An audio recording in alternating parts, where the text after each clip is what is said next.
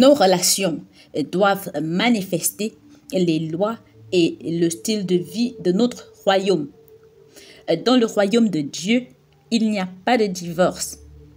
Si vous voulez avoir une relation réussie dans le royaume de Dieu, la chose la plus importante dont vous avez besoin n'est pas l'amour. Notez ceci. L'amour ne maintient pas le mariage uni. Ne laissez pas les gens vous tromper avec l'amour. Que signifie cela? N'épousez pas quelqu'un à cause de l'amour. Êtes-vous encore choqué? Et toute personne ici présente qui ont divorcé vous diront qu'elles ont commencé leur relation avec ce qu'elles appellent l'amour, mais que l'amour n'a pas tenu le coup. L'amour ne permet donc pas de rester ensemble. 95% de toutes les personnes que j'ai conseillées dans mon cabinet au cours des 30 dernières années et qui avaient des problèmes conjugaux avec un papier à la main, prêt à être signé pour obtenir le divorce. Toutes ont dit « Je l'aime toujours, mais nous ne pouvons pas vivre ensemble. Je l'aime toujours, mais je ne peux pas la supporter. Nous sommes confus. Je t'aime, mais je ne peux pas vivre avec toi. » Ce que nous disons, c'est que mes sentiments à l'égard de cette personne sont intacts, mais ma capacité à vivre dans la même pièce est insuffisante. Je n'ai pas les compétences nécessaires pour vivre dans la même pièce. Alors, ne vous mariez donc jamais pour l'amour. Je sais que cela semble étrange, mais c'est votre problème. La vie est compliquée. Si vous abusez de l'appétit de votre estomac et que vous continuez à manger des choses qui ne sont pas bonnes pour votre corps, ou que vous mangez trop de bonnes choses, alors vous provoquez littéralement la destruction de votre corps. Et si vous abusez de l'appétit sexuel et le gérez mal, vous vous promenez avec la destruction. Vous avez des souvenirs mentaux que vous aimeriez pouvoir oublier. Des problèmes psychologiques avec 10 personnes avec lesquelles vous avez couché et dont vous essayez maintenant de vous débarrasser des souvenirs. Ou peut-être même vous avez contracté une maladie. Peut-être que vous êtes entré dans la pornographie et que vous essayez maintenant de vous marier et vous voulez que votre conjoint fasse les mêmes choses que vous avez vues sur les images. Vous êtes en train de détruire votre mariage. C'est destructeur. Il dit dans Philippiens chapitre 3 verset 19, « Leur fin sera la perdition. Ils ont pour Dieu leur ventre. Ils mettent leur gloire dans ce qui fait leur honte. Ils ne pensent qu'aux choses de la terre. » Voici ce sur quoi le royaume de Dieu dit que vous devriez vous marier. C'est dans Proverbes chapitre 24 verset 3. Il dit, « C'est par la sagesse qu'une maison s'élève et par l'intelligence qu'elle s'affermit. Et par la connaissance, les chambres sont remplies de biens précieux et agréables. » Beaucoup de gens qui se sont mariés ont hâte de vivre dans leur maison. Et rentrer à la maison est une expérience stressante. Le verset 5 dit quoi? L'homme sage a de la force et l'homme de connaissance affermit sa puissance. Quand vous avez la connaissance, vous avez le mot force qui signifie la capacité à gérer les choses. Vous pouvez vivre ensemble efficacement si vous avez quoi? La connaissance. Il dit ensuite que vous gérez votre maison avec force. Vous n'avez pas peur. Vous n'êtes pas faible. Vous savez quoi faire quand les problèmes surgissent. Je vais décomposer ces 3 mots pour vous très rapidement. Numéro 1, nous commencerons tout d'abord par la connaissance. La connaissance est l'information. Et si vous voulez avoir une relation réussie avec n'importe qui, je ne parle pas seulement des personnes mariées, mais de n'importe qui, vous devez acquérir des connaissances. Vous avez besoin d'informations. Parfois, nous vous encourageons à acheter des livres et nous vous disons d'acheter des séries de CD. Et les gens pensent que nous essayons de gagner de l'argent. Mais vous voyez, ces livres représentent 45 années de ma vie, de recherche, d'études et de vie avec ma femme pendant 31 ans. Et ils vous coûtent $20. $20 pour 40 ans de ma vie, ce n'est pas cher. Et ça peut vous sauver la vie si vous les lisez. Mais très souvent, vous passez devant la librairie comme si vous savez tout alors que vous avez du stress dans votre mariage. Vous n'avez pas besoin de prière, vous avez besoin d'informations. Les gens viennent me voir très souvent pour me dire, vous savez quoi, j'ai des problèmes avec mon couple. Ma femme, mon mari ont un problème. Pouvez-vous prier pour moi? Je suis assis là et je vous dis non. Je veux vous donner 5 livres, mais malheureusement, je sais que vous êtes paresseux. Savez-vous ce que nous voulons que Dieu fasse? Nous voulons qu'il fasse de la magie. La prière n'annule pas l'ignorance. Peu importe combien je prie pour vous, cela n'arrangera pas votre mariage. Vous avez besoin d'aptitude, vous avez besoin de connaissances, vous avez besoin de principes. Vous devez comprendre la nature humaine. Ces choses doivent être apprises. L'homme moyen dans cette salle ne sait rien des femmes. Je vous assure, je suis encore en train d'essayer de comprendre ma femme après 31 ans. Donc, vous devez apprendre, vous devez étudier. Et je vous dis, 95% des femmes dans cette salle ne savent rien d'un homme. Rien, je vous le dis. Je parlais à une femme l'autre jour et je me suis dit qu'elle ne comprenait pas son mari. Vous devez acquérir de la connaissance. La prochaine fois que quelqu'un vous dira qu'il vous aime, demandez-lui comment est-ce que tu le sais. Combien de livres as-tu lu pour te préparer à me parler? Parce que je suis en danger si tu es ignorant. Voici le problème. Il est ignorant, tu es ignorante et vous êtes mariés tous les deux.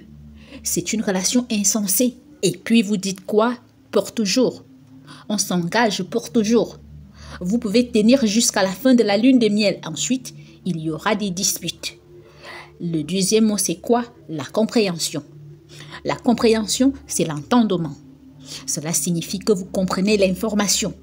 C'est pourquoi je vous enseigne tant de choses. Je ne voudrais pas que vous vous contentiez de m'écouter. Je veux que vous compreniez la parole de Dieu parce que vous ne pouvez pas faire le numéro 3 si vous ne connaissez pas le numéro 2. Et le numéro 3 est la sagesse. La sagesse, c'est l'application. Vous ne pouvez pas appliquer ce que vous ne comprenez pas et vous ne pouvez pas comprendre ce que vous ne connaissez pas.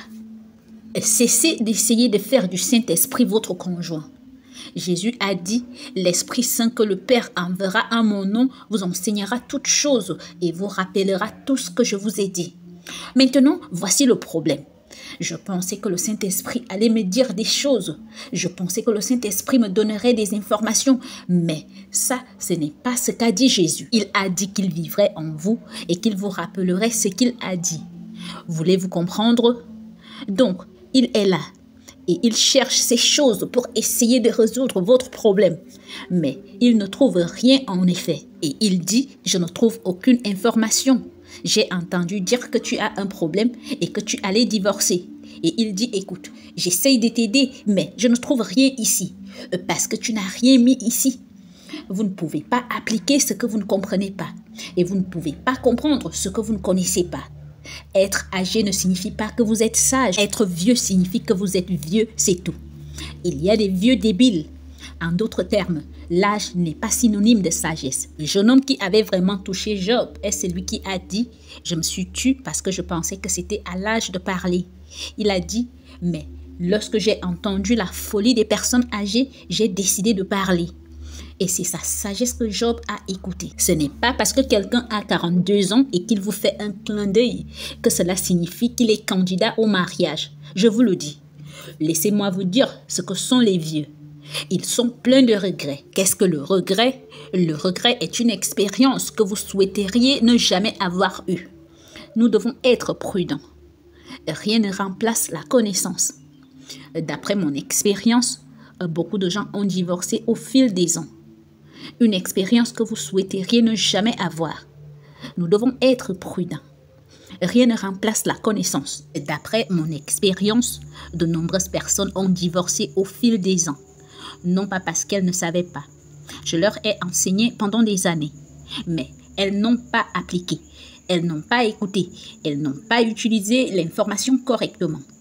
C'est ce qu'on appelle la folie. Un médecin qui fume est un fou. Alors, nous devons donc appliquer. Et ensuite, notez ce point très important. La vérité est littéralement définie comme l'information originale. Ça, c'est très important. Car la vérité devient parfois très nébuleuse. Nous ne comprenons pas, vous savez, quand le Christ a dit « Je suis le chemin, la vérité et la vie », ce qu'il voulait dire, c'est que je suis le chemin vers l'information originale qui vous donne la vie. La vérité vient toujours de la source. Tout ce qui n'est pas de la source est une opinion. Voici comment les livres de cuisine sont présentés. Il y a une photo à droite et la recette à gauche. Nous ne regardons jamais la partie gauche. Nous ne regardons que la photo. Nous aimons la photo. Le problème, c'est que nous faisons la même chose avec nos relations. Toutes les femmes présentes dans cette salle ont en tête l'image du mariage parfait. Elles rencontrent un homme d'1,90 m. Il conduit une superbe BMW. Il marche avec un costume 3 pièces et une mallette. Il gagne 600 000 $ par an. Il a une maison au bord de la plage dans l'ouest. Il est élégant, il vous demande en mariage et vous dites oui. Et vous vous êtes marié en présence de 500 personnes. Vous montez dans des limousines, vous avez cette image dans votre tête. Dites Amen, ne me mentez pas. Et vous avez cette image, cette photographie dans votre esprit. Vous allant à l'église, défilant, vous mariant, vous embrassant, jetant le riz, partant en lune de miel, revenant et retournant dans cette maison. Ayant 3 adorables enfants, vous promenant, arrosant le jardin ensemble. Il peint, vous travaillez et les enfants jouent autour de vous. Vous vous promenez tous les soirs à la plage, vous faites du jogging le matin, vous allez au travail et vous avez cette image. Avant de vous coucher, il vous embrasse et prie pour vous. Ça, c'est la page que vous regardez. Ce que vous ne regardez pas, c'est l'autre page. L'image est le résultat d'un processus. Ne vous avisez pas de marcher dans une allée en croyant que la photo vous y attend. Cela pourrait être un cauchemar en costume. Cette photo de ce livre de cuisine est le résultat d'un long processus. Notez ceci, la photo est la promesse. Lorsque vous ouvrez un livre de cuisine et que vous regardez la photo, l'auteur vous promet quelque chose. Il dit, je vous promets cette image si vous suivez la page que vous n'aimez pas. Il y a des hommes dans cette salle qui ont l'image de la femme parfaite. Chaque matin, elle se réveille et ressemble à la reine Esther. Il ne la voit jamais en rollers. Il ne veut pas la voir avec un plumeau ou des pantoufles. Il voit toujours une femme parfaite. Il imagine une femme qui l'attend à la porte quand il arrive, avec la nourriture déjà prête. Il la voit debout avec un regard moderne. « Salut bébé, bienvenue à la maison ». Il a l'image de cette femme qui, après une longue journée de travail, lui enlève les chaussures et lui tend le journal en lui disant « Bébé, vas-y, lis pendant que j'apprête la nourriture ». Il a en tête la photo de cette femme qui l'embrasse sur le front et lui dit « Tu es un homme si bon. Merci d'être un si bon travailleur pour mes enfants. » Il a une image de cette femme qui est toujours prête à faire l'amour. Notre problème est que nous nous marions avec des gens et nous exigeons une image et cette personne n'en a aucune idée de comment produire cette image pour vous. Voici pourquoi. La clé du gâteau tient en 2 points. Les ingrédients et la recette. La recette est la façon dont les choses doivent se dérouler dans l'ordre. Les ingrédients sont les éléments qui composent la recette. Tous sont nécessaires pour obtenir le produit. Cette photo que vous avez en tête est compliquée. Un jour, j'ai entendu un homme dire que le mariage est merveilleux, c'est la vie commune qui est un enfer. Et c'est ce que cela signifie. La photo est belle, mais le processus n'est pas facile. Maintenant, si vous voulez obtenir le résultat, vous devez suivre la recette et avoir les bons ingrédients. Je me souviens une fois où je faisais de la pâtisserie et où le gâteau me demandait 2 ou 3 ingrédients que je n'avais pas. Lorsque le gâteau est sorti, il était dur comme de la pierre. Il n'a jamais gonflé.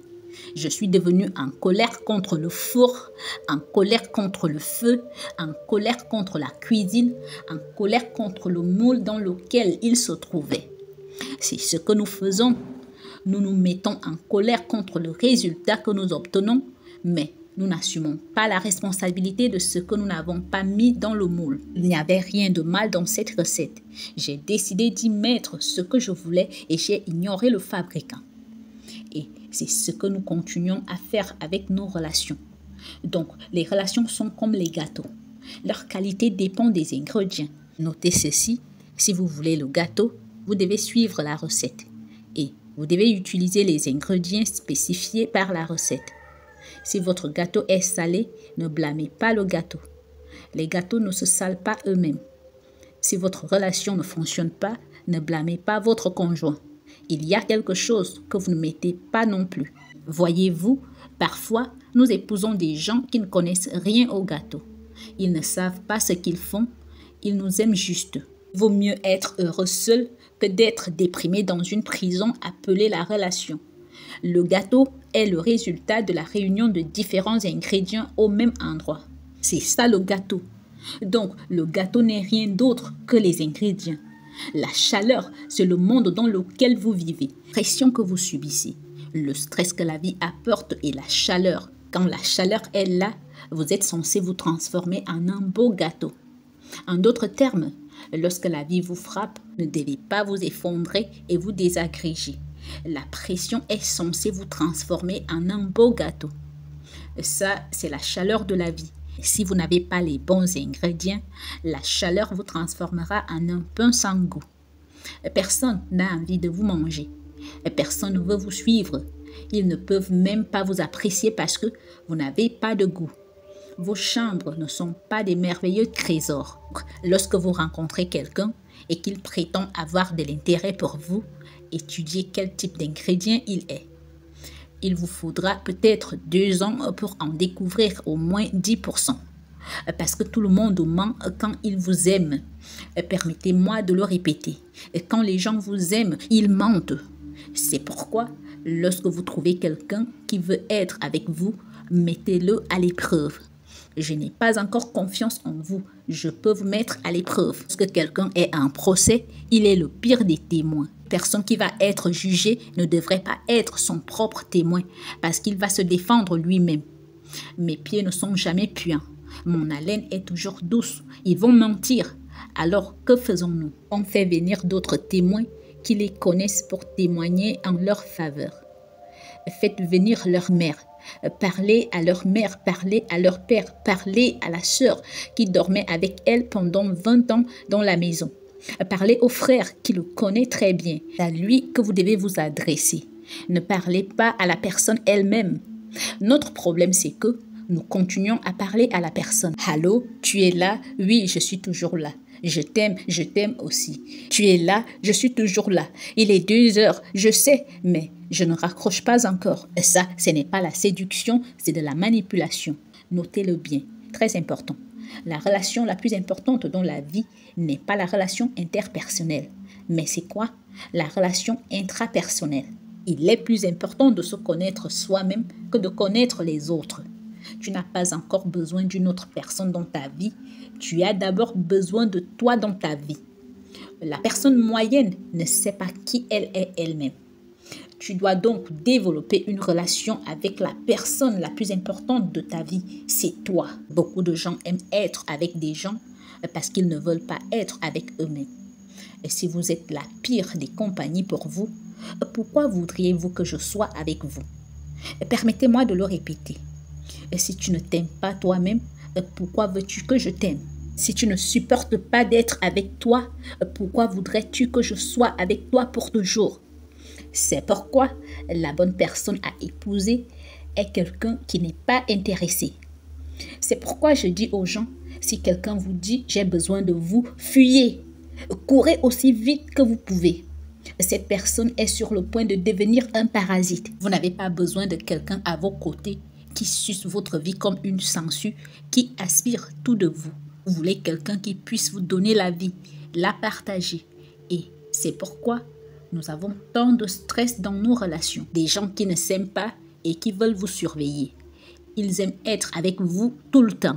Où vas-tu? Où vas-tu encore? Tu sais quelle heure il est? Tu repars? Où vas-tu? Tu ne dois pas travailler tous les soirs. Où vas-tu? Si vous avez de la joie tout seul, vous êtes heureux tout seul, vous allez dans un restaurant où vous achetez à manger. Vous leur dites que vous avez besoin d'une table avec une chaise. Et ce qui vous rend attirant, c'est le fait que vous êtes aimable et que votre amour se manifeste par l'amour que vous vous portez à vous-même. Connaissez-vous?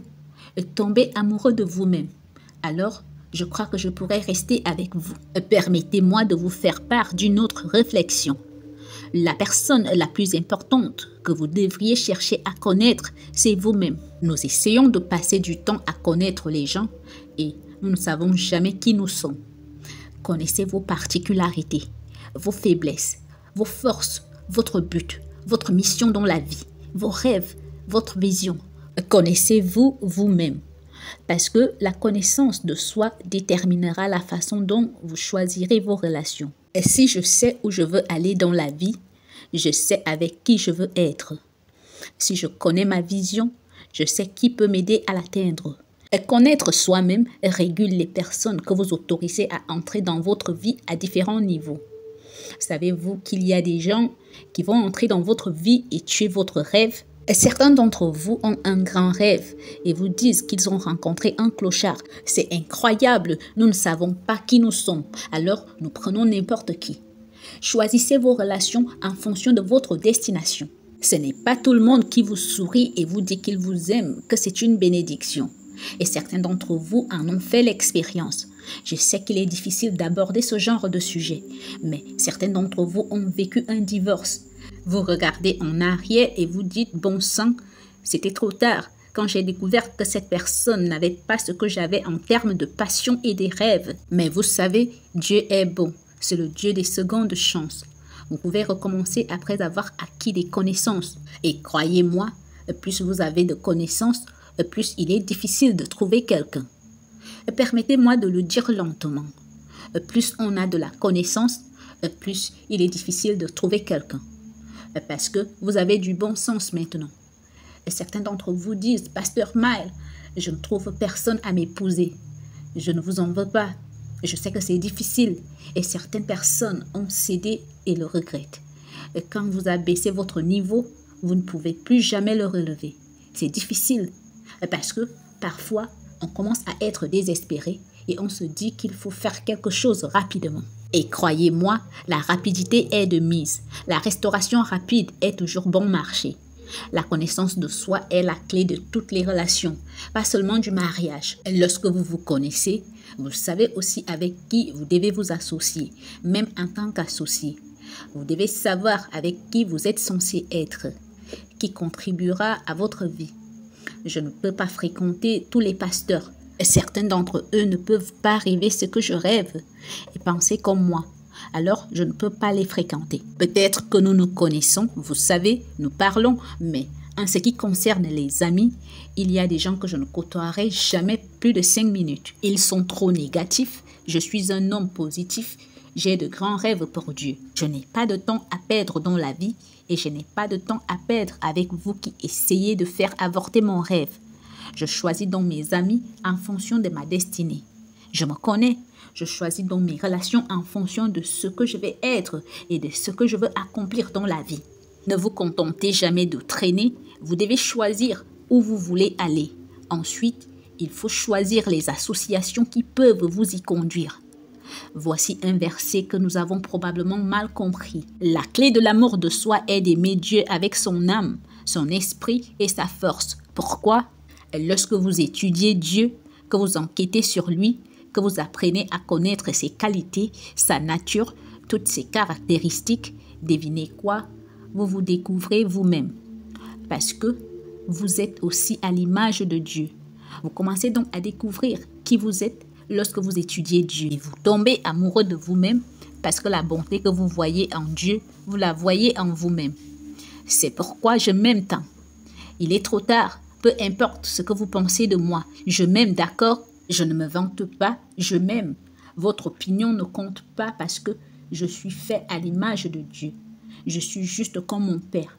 J'ai sa nature, ses qualités, ses caractéristiques. J'ai sa parole. Je suis juste comme mon Père Dieu. Je sais qui je suis. Vous ne pouvez jamais changer la valeur que j'ai dans ma vie. Et pourquoi est-ce ainsi? Il dit, parce que je ne peux t'aimer que tel que je m'aime. Le principe ici est qu'il est plus important de t'aimer que de m'aimer. Et c'est ça votre problème. N'apprenez pas juste la vérité, apprenez à l'appliquer. Et si vous voulez avoir du succès dans la vie, vous devez appliquer la vérité.